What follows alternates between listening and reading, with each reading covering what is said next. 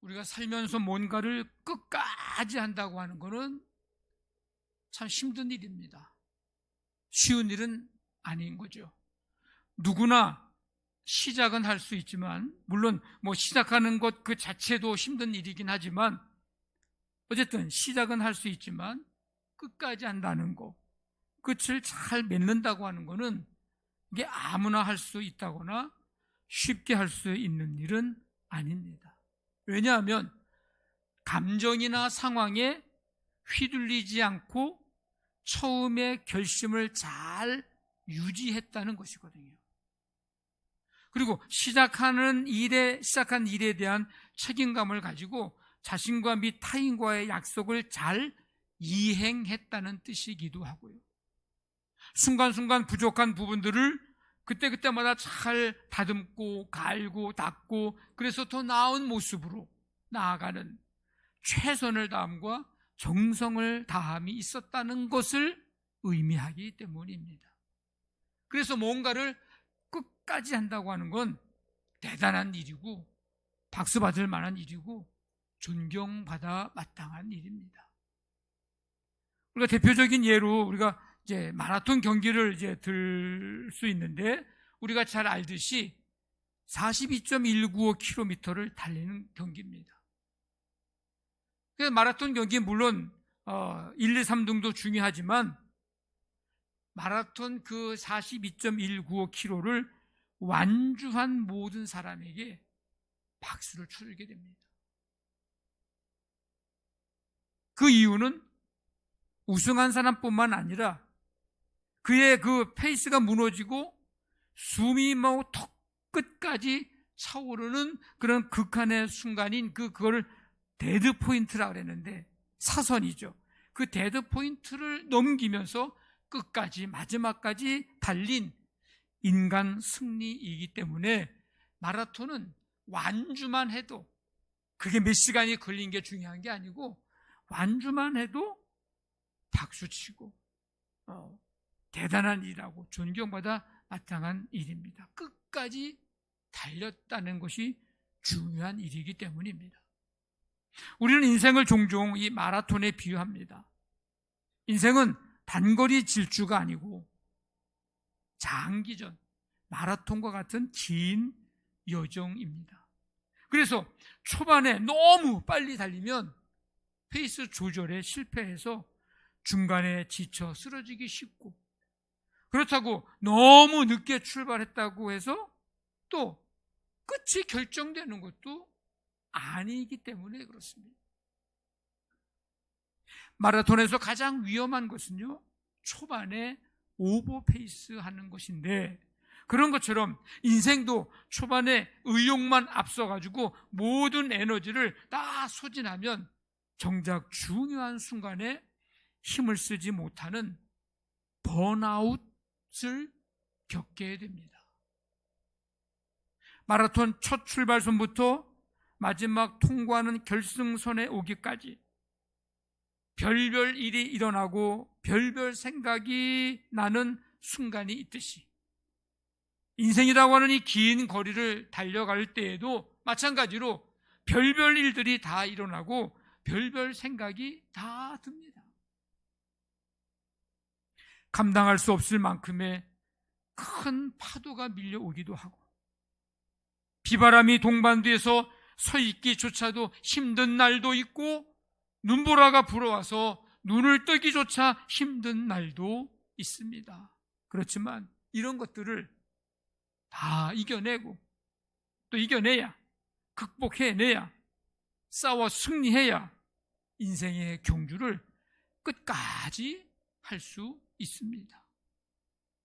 중요한 것은 우리가 믿음으로 살아갈 때에도 바로 이 끝까지가 중요하다는 것입니다. 믿음은요, 얼마나 빨리 가느냐 보다도 어떤 방향으로 끝까지 걸어가느냐의 문제입니다. 신앙생활도 마라톤 경기와 같다고 말씀을 드렸습니다. 그렇기 때문에 그리스도인은 믿음을 끝까지 지켜서 롱런 해야 됩니다. 롱런. 장기적으로 잘 이어가는 거죠. 지속성을 말하는 겁니다. 한때에 잘 믿었다는 것으로 끝나지 않도록 해야 합니다.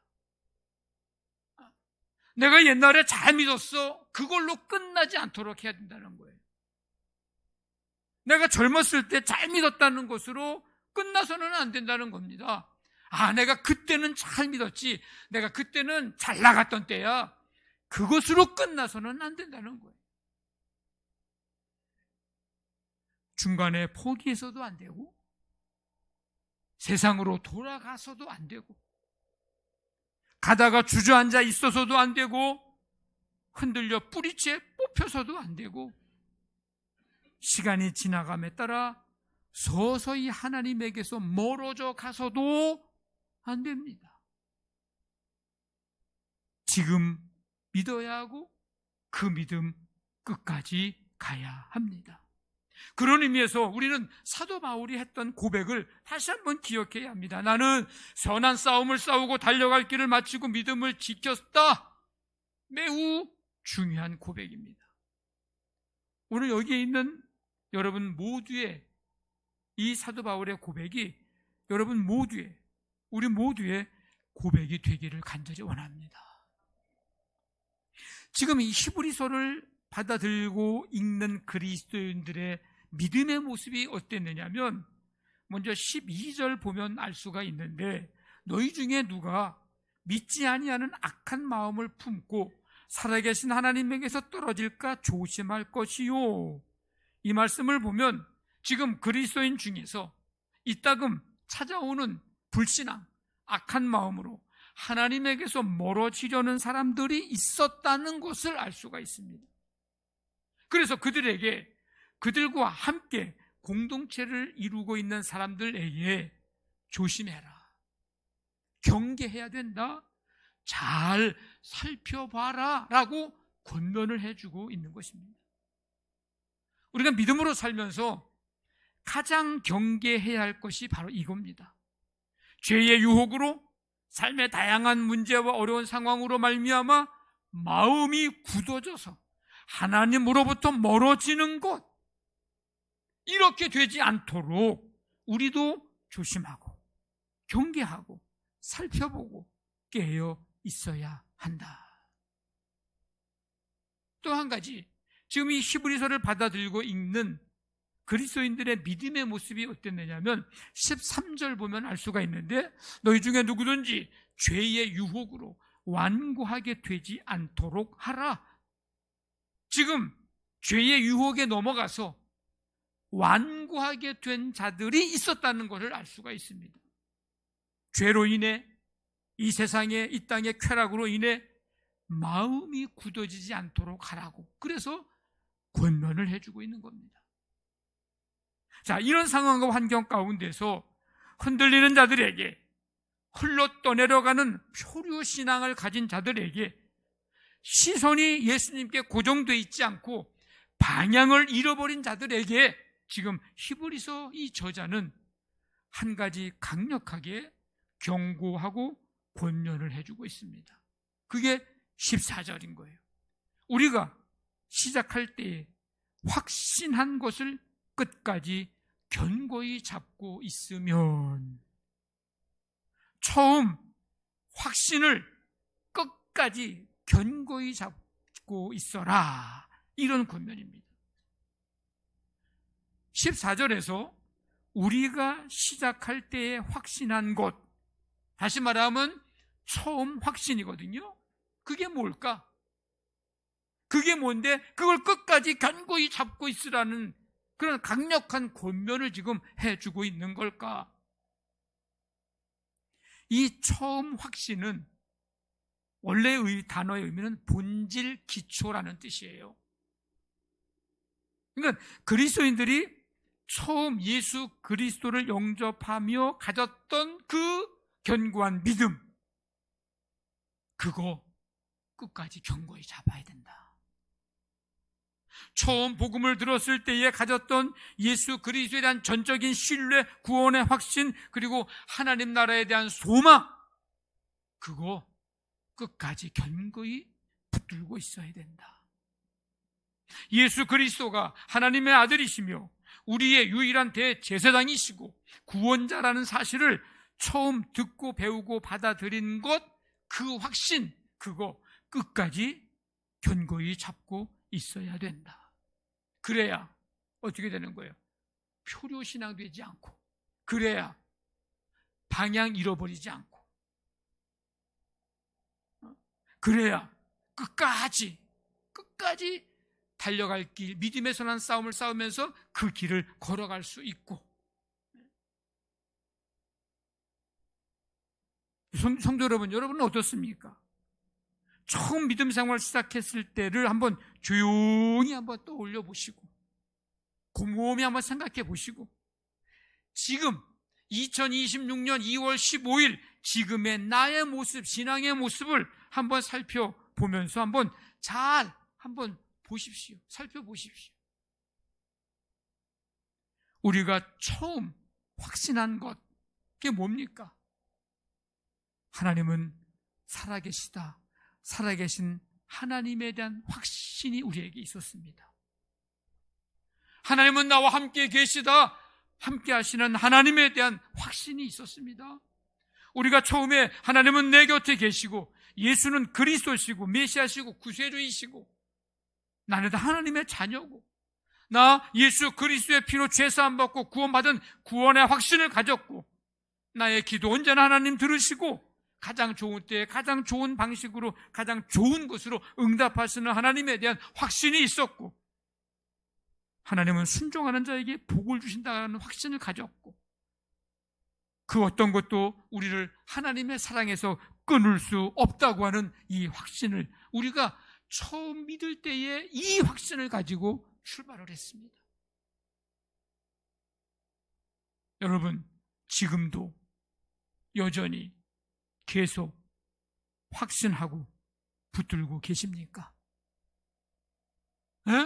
한번 내 처음 믿었던 확신을 가졌던 그때와 지금 2026년 2월 15일 오늘 나 여전히 그 확신 붙들고 지금도 계속 확신하고 있느냐라는 질문이에요. 어떤 거는 확신을 계속 가지고 붙들고 있을 수도 있었고 어떤 거는 지금 그게 그런지 아닌지 생각조차도 나지도 않고 흐릿흐릿해지고 아니 그것까지도 다행이에요. 의심하고 있지는 않은지 하나님 살아계신가? 나와 함께 계신가? 내 죄를 사해 주셨나? 내 기도 들으시는가? 혹시 그 확신 잃어버리고 의심과 불신앙 속에 지금 내 모습 살아가고 있는 것은 아닌지 우리가 이런 확신을 끝까지 견고히 붙들기 위해서 우리가 해야 할 일은 두 가지입니다. 하나는 뭐냐? 악한 마음을 품지 않는 거예요. 악한 마음은 뭐예요? 도덕적으로 나쁜 생각을 품는 차원 그걸 넘어서서 하나님과의 관계적인 측면에서 이걸 이해를 해야 되는데 하나님을 신뢰하지 않는 것, 즉 불신앙 그 자체 악한 마음입니다. 노아 시대 때 사람들이 생각하는 것마다 계획하는 것마다 악했다 그랬어요. 그건 뭐예요? 하나님에 대한 신뢰가 없었다는 거예요. 하나님에게서 떨어져 나가는 거예요. 멀어져 가는 거예요. 불신앙의 마음이에요. 배교의 마음이에요. 그 마음을 품지 않는 거예요. 또 한 가지는 마음이 완고해지지 않도록 하는 겁니다. 이 완고라는 말은 굳어서 딱딱해지는 걸 얘기하는 거예요. 무뎌지고 딱딱해지는 거예요. 그걸 다른 표현으로 말하면 영적인 석회화라고 얘기할 수 있어요. 엄청난 재앙입니다. 내 영이, 내 마음이 영적으로 석회화가 되고 있다. 엄청난 재앙입니다. 대표적인 예가 이스라엘 백성들인데 광야에서 마음이 딱딱해져 불순종함으로 그들은 약속의 땅 가나안 땅에 들어가지를 못했습니다. 광야에서 조금 먹을 거 없고 그게 문제가 아니에요. 가나안 땅에, 약속의 땅에 들어가지 못하는 엄청난 심판, 재앙을 받는 백성들의 모습을 봅니다. 우리가 처음 확신한 것을 끝까지 붙들기 위해서 악한 마음, 불신앙을 품지 않아야 하고, 마음이 완고해지지 않도록, 무뎌지거나 딱딱해지는 건데 그렇게 되지 않도록 해야 합니다. 어떻게 해야 우리가 그렇게 할 수 있을까? 오늘 그 말씀을 제가 이제 드리려고 하는 거예요. 자, 첫째, 오늘을 놓치지 마십시오. 오늘을 놓치지 마십시오. 한번 해봅시다. 오늘을 놓치지 말자. 13절에 오직 오늘이라 일컫는 동안에, 이 오늘이라고 하는 우리에게 주어진 시간은 우리에게 축복의 시간이고 우리에게 주어진 기회의 시간이에요. 그래서 내일 믿어야지라는 생각은 안 된다는 거예요. 오늘 잘 믿어야 합니다. 오늘. 내일부터 기도해야지 마음 먹는 거 안 된다는 거예요. 오늘부터 기도하자는 거예요. 오늘부터 깨어 기도하자는 거예요. 아니, 내일부터 순종해야지 라는 결심은 안 된다는 거예요. 오늘 주신 말씀에 우리가 오늘을 순종하며 살아가야 한다는 겁니다. 내일부터 감사해야지 라고 미루는 것은 안 된다는 거예요. 오늘 하루에 작은 것 하나라도 감사하면서 살아가는 삶이어야 한다는 겁니다. 여러분, 오늘이 중요합니다. 여러분, 여러분들에게 내일이 있습니까? 누가 보장합니까? 여러분들에게 내일이 있음을 누가 보장해요? 아무도 장담할 수가 없어요. 오늘만이 나에게 주어진 축복의 시간이고 기회의 시간이에요. 오늘 놓치면 내일은 놓치지 않을까요?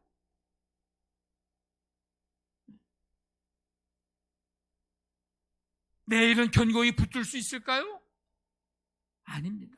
오늘 놓치면 내일도 놓치는 거예요. 여러분, 지금까지 살아오면서 경험했잖아요. 반면에 오늘 놓치지 않아야 내일도 놓치지 않는 거예요. 오늘이 중요합니다. 그럴 때 악한 마음, 불신앙이 내 안에 들어오지 못하고 마음이 완고해지지, 무뎌지거나 딱딱해지지 않게 됩니다. 네.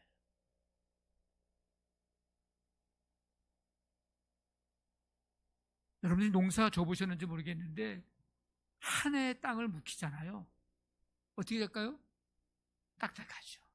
그러니까 농사꾼은 계속해서 그 밭을, 그 논을 갈아엎어야 돼요. 매해 갈아엎고 심고, 또 올해 갈아엎었다고 심었다고 내년에 그냥 그 땅에다 심는 게 아니라 또 갈아엎어야 돼요.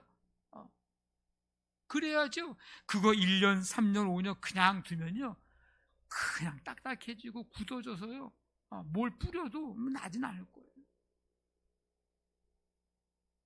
여러분, 우리가 처음 확신한 것들, 오늘 견고히, 굳건히, 단단히 붙잡으시기를 바랍니다. 두 번째는 서로 권면하십시오. 13절에 매일 피차 권면하여. 권면한다는 말은 무슨 얘기예요? 알아듣도록 권하고 격려해서 힘쓰게 하는 것, 곁에서 붙들어주고 용기를 북돋워 주는 것, 이게 권면입니다. 권면. 우리 권사님들의 권자가 그 권자예요. 권사님들의 사명은 이거예요. 이게 권사님들이 맡겨준 사명이에요. 권사권. 잘 권하고 격려해주고 곁에서 붙들어주고 용기를 북돋아 주는 일, 권사님들이 해야 될 일들이에요. 이렇게 권면을 서로 해야 하는 이유는 혼자서는요, 마음이 무뎌지고 딱딱해지는 것을 알아차리기가 굉장히 어려워요. 내가 못 알아본다고. 얼마 전에 조혜리의 창 혹시 기억하시는지 모르겠어요. 그때 마침 또 이게 안 돼가지고 못 보여드렸는데, 그때 제가 다 표를 만들어 왔는데, 나는 모르고 남이 나를 아는 한 부분이 있거든요. 이게 내가 마음이 무뎌지고 딱딱해지는 거를 나는 몰라. 나는 그냥 잘 믿고 있는 거야. 근데 다른 사람이 보면 금방 알아차리는 나의 모습. 내가 알기가 참 어려워요. 악한 마음은 언제 우리 생각과 마음에 싹트기 쉽냐면 홀로 있을 때. 여러분, 홀로 있을 때가 중요해요. 다 같이 있을 때는요, 다 잘 믿는 것 같아요. 다 믿음 좋은 것 같아요. 혼자 있을 때가 중요합니다. 그리고 자기만의 생각에 빠져 있고 갇혀 있을 때 위험해요.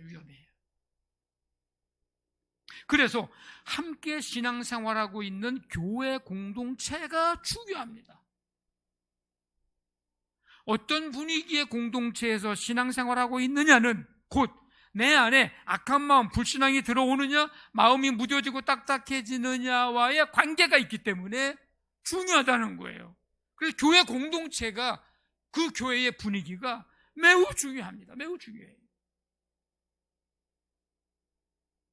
그 공동체 속에서 신앙의 동역자, 동반자들과 말씀을 나누고 교제하고 섬기고 섬김을 받고 섬겨주고 자신도 성장하고 서로에게 죄가 틈타지 못하도록 방어벽이 되어주는 것, 이런 역할을 무슨 역할이나 그러냐면 알람 역할이라고 얘기합니다. 예, 우리 매일 새벽마다 알람 소리 듣고 일어나거든요. 알람 역할을 서로가 해주는 거예요. 그런 의미에서 우리 교회가 지금 하고 있는 뭐가 중요할까요? 주일날 오후에 모이는 거, 뭐가 중요한 거예요? 소그룹이 중요한 거예요. 그래서 어떤 목사님이 우리 소그룹에 대해서 제가 시작하기 전부터 구상하고 기도하고 준비하고 장로님들하고 얘기하고 또 여러분들하고 몇 번 얘기하고 왜 필요한지 얘기하고 어떻게 하고 소그룹 그 구성원을 짜고 리더를 세우고 리더 교육을 하고 하면서 하는 모든 과정을 좀 달라는 거야. 너무 좋은 것 같다고. 그래서 제가 그거 정리해가지고 보니까 화일이 많더라고요. 그냥 싹 전해드렸어요. 해보시라고. 너무 중요합니다. 소그룹 모임 자체도 중요한데 그 안에서 이루어지는 일련의 그 신앙적인 행위, 모습들, 믿음의 고백을 하고 위로를 하고 격려를 하고 자신의 부족함을 인정하고 내어놓고 기도 제목을 내어놓고 서로 같이 기도하고 함께 교제하면서 그런 모습들이 잘 이루어짐이 중요합니다.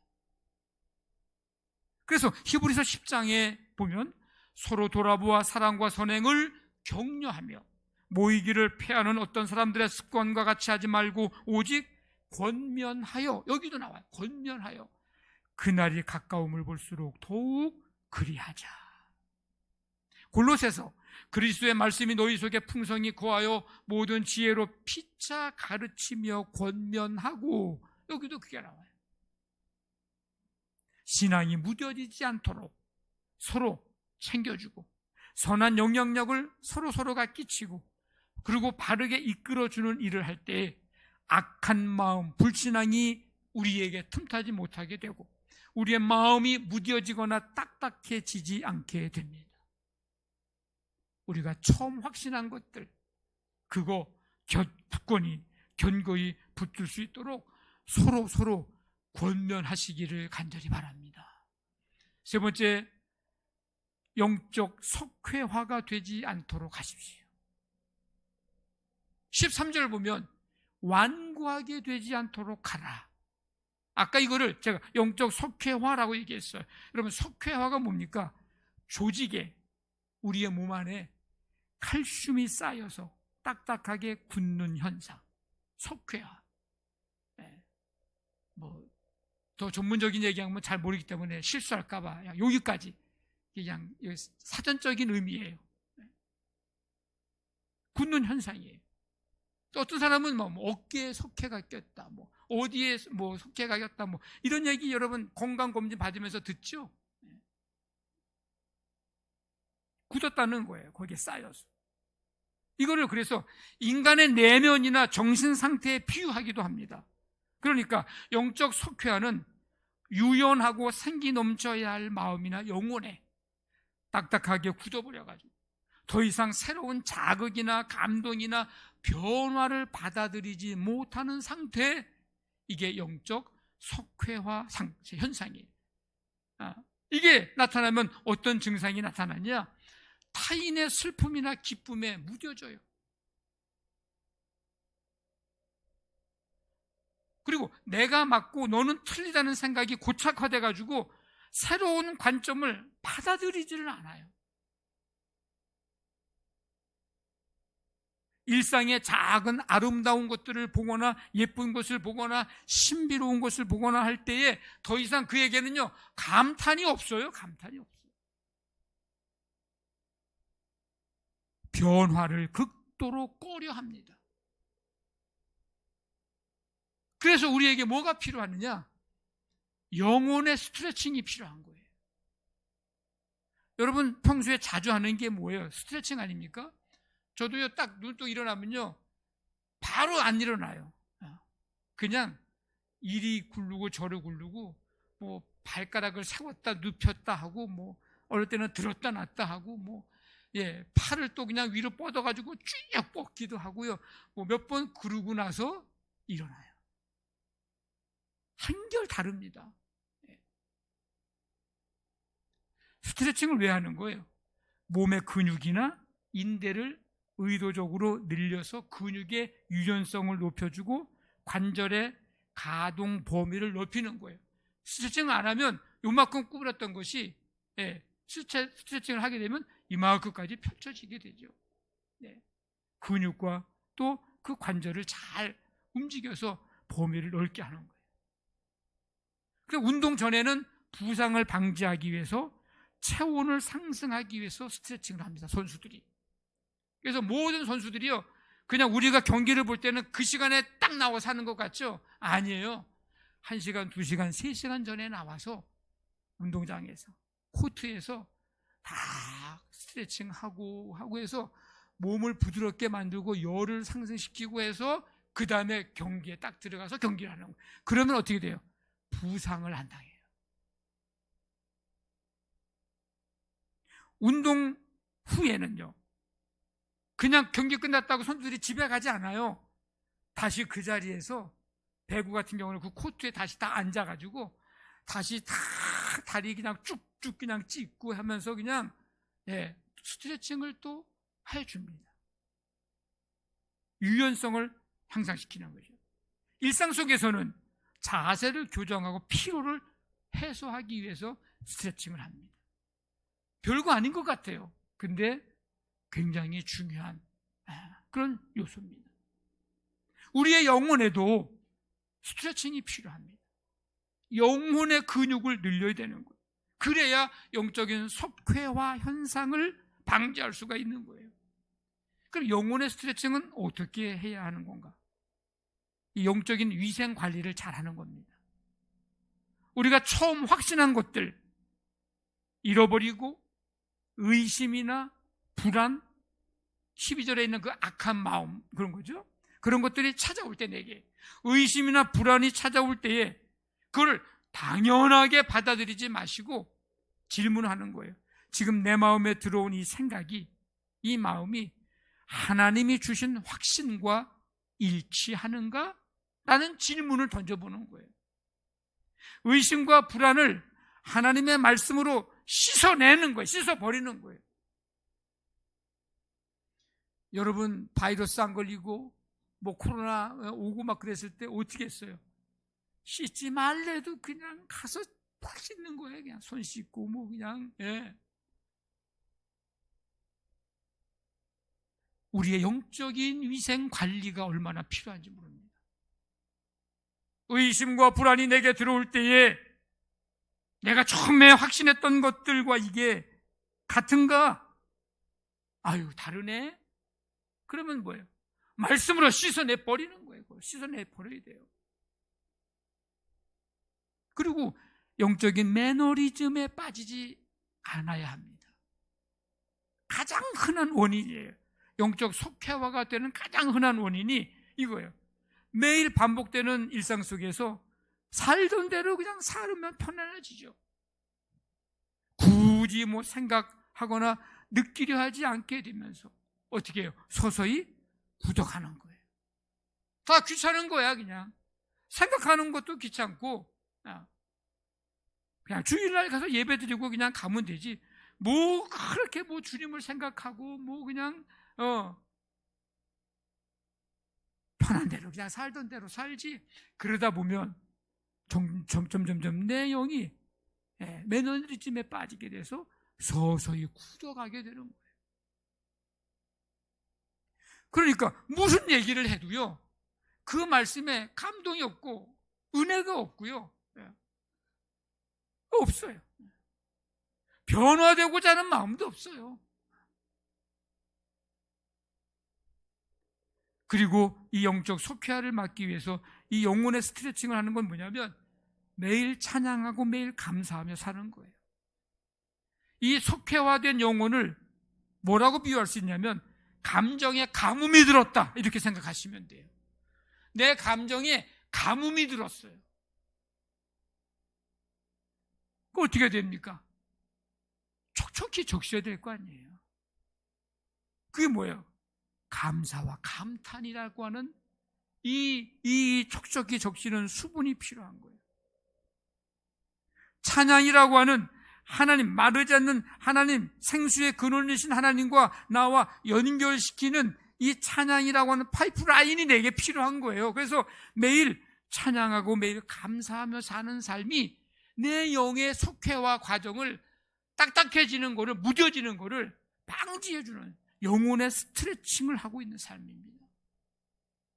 여러분, 찬양은요, 우리의 굳은 마음을 흔들어 놓고 우리의 굳은 감정의 세포를 자꾸 일깨우도록 두들려주는 게 찬양의 역할이에요. 얼마나 중요한지 모릅니다. 이건 노래 잘하는 사람이나 하고 음악적인 감각이나 있는 사람이나 하는 게 찬양 아니에요. 내 영혼을 일깨우려면 우리의 삶 속에 찬양의 삶이 있어야 됩니다. 그리고 작은 것에도 감사하고 감탄할 줄 알아야 돼요. 요즘 시대의 사람들에게 이거 잃어버렸어요. 이거. 여러분, 감탄의 삶을 잃어버렸어요. 야, 멋있는데? 야, 근사한데? 야, 괜찮은데? 야, 하나님의 놀라운 은혜인데? 이 감사와 감탄의 삶, 우리 삶 속에 날마다 작은 것에 감사하고서 날마다 찬양의 삶을 통해서 하나님으로부터 마르지 않는 그 생수를 공급받기를 간절히 바랍니다. 성도 여러분, 우리가 처음 확신한 거, 내가 처음 예수 믿을 때에 확신했던 거, 그거 끝까지 우리 붙들어야 돼요. 견고하게 붙들어야 돼요. 그러기 위해서 악한 마음 품지 않도록, 불신앙의 마음 품지 않도록 해야 하고, 마음이 완고해지지 않도록, 무뎌지지 않도록, 딱딱해지지 않도록 해야 되는데 어떻게 해야 되느냐? 오늘을 놓치지 말자는 거. 서로 우리가 이 공동체 안에서 권면해야 된다는 거, 영적 속회화가 되지 않도록 해야 된다는 거. 무슨 일이 있어도 우리 남은 인생 살아갈 때 여러분들이 처음 믿을 때 가졌던 그 확신들 끝까지 붙들고 믿음으로 승리하는 삶을 살아가게 되시기를 주님의 이름으로 간절히 축원합니다. 아멘.